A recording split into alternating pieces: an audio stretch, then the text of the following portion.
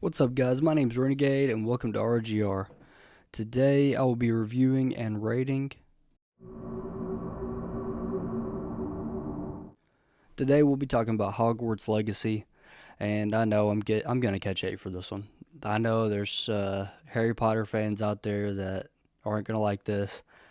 I did not watch the movies before playing this game. I've never really been interested in Harry Potter, but I just thought I'd give this game a shot. And we're gonna talk about my feelings on it today. And my feelings aren't very strong for it. I'll just warn you right now. It got very repetitive for me. I got bored by the end of the game. I don't know, it shows as something, I don't know, maybe I was just misinformed. I thought there would be a lot more choice, a lot more options and how things plays out.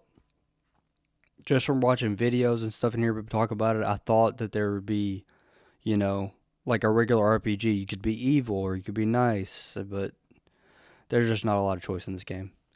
So let's get into it. Gameplay. So the gameplay, to me, that's what got really repetitive. It's because like the fighting, the action. There's not many enemies. The enemies seem to get repetitive for me. You know, you got spiders, you got trolls, you got goblins, some humans, but I don't know. It just, to me, it got repetitive. You can cycle between three different sets of skills that it's like classes basically. You know, you can set four skills in one and then four skills in another and swap in between them. And it kind of feels awkward to have to swap that many times and that quickly. But it does have a little bit of a deck builder feeling to it because there's, I don't know, around 20 spells, close to that. And you build your four setups. You know, if you can build them coherently, then you can use them pretty well together. But the game just got repetitive. By the end, I was just tired of it. The gameplay wasn't that great. It was decent, you know. It was solid. It was fluid. It felt responsive, so it was solid. But it just got repetitive for me. I'll give gameplay a 6.5 out of 10. There's no multiplayer co-op, so I won't be giving that a rating. And the story. So as I said, I thought you customize your character. The story, you follow your customized fifth year student at Hogwarts, and you can wield powerful ancient magic. And you're guided by some professors, and they will help you master the magic. And you gotta beat trials set forth by four ancient keepers. And Rookwood, and who's a human, and the Goblin Ranrock are trying to take over that magic and use it for their own destructive purposes. And you have to stop them. So, you know, there's nothing really special about the story other than that it's in Hogwarts. But there's just no choice. I thought there would be, you know, there's the unforgivable curses in this. You can use the really bad unforgivable spells. There's three of them, I believe. And I had the feeling that if you used them, that you'd be looked down upon, that the story would change, that stuff would go wrong. But nothing happens, you know? You could use it right in front of people and they won't care. So there's just no.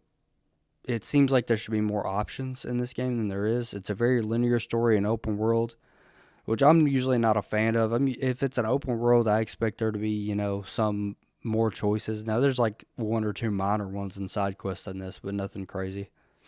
It's just the story itself is very linear.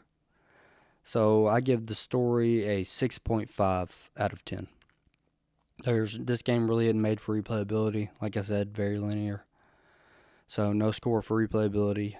Monetary value, this game, I spent 66 hours on it, which I know is a lot for, you know, what I've been saying. But there's a lot of side quests and stuff that you can do. Just not much choice. Story is linear. But there's a lot of side quests, and I wanted to, you know, finish it. So I gave it plenty of hours, 66, and it's $60 still, which I think for it to still be $60 on Steam is kind of crazy. But so that comes out to 91 cents an hour. That's $60 and 66 hours.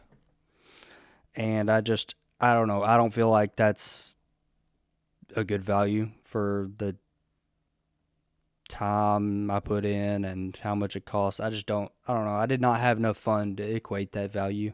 So I gave monetary value a 5 out of 10. Fun. Like I said, I mean, maybe the first 20 hours or so, it was a fun, good time, but it just got boring to me towards the end.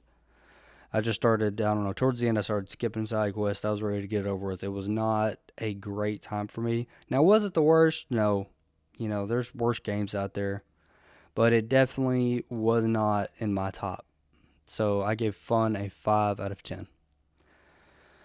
Now, thank you for sticking with me this long. I know people are not going to like this one, but this is just my opinion. So every video you see of me, it's just my opinion. So let's get into this overall rating. The overall rating comes out to a 5.75 out of 10. Thank you for sticking with me this long if you did, and I will catch you in the next one.